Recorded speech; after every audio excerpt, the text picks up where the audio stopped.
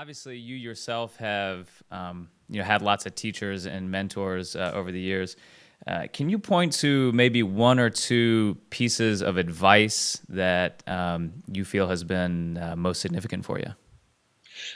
Um, yeah, I guess, I mean, I had one interesting conversation with one of my biggest mentors, Roddy Elias, who's a guitar teacher in Ottawa, and he was my teacher in Montreal when I studied there.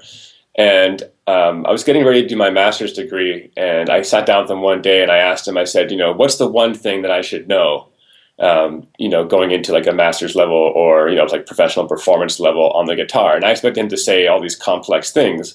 And the thing that he said was, know your thirds and sevenths. So from a comping perspective, like know how to comp like a piano player basically on the guitar, with like basing chords around thirds and sevenths rather than only using sort of shapes and grips, and then really be able to hear the third and sevenths of chord progressions.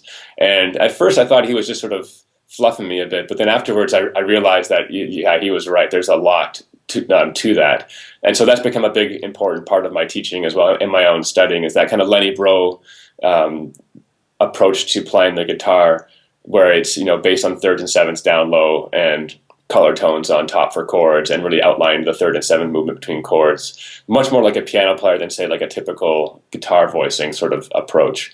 So that to me has been a really big influence on me as far as musically. And then there's something else Roddy told me a few years later when he was visiting my school that I was teaching at in the U.S. And I was driving into the airport. He was in the car, and at one point, he just said to me, I mean, like I was teaching at the university full time, and he said, why don't you try to go out and do something on your own rather than work for the school? You have a lot going for you, like you're doing really good teaching. Why don't you try to build your own business, sort of thing? And it took me about a year and a half to really believe him.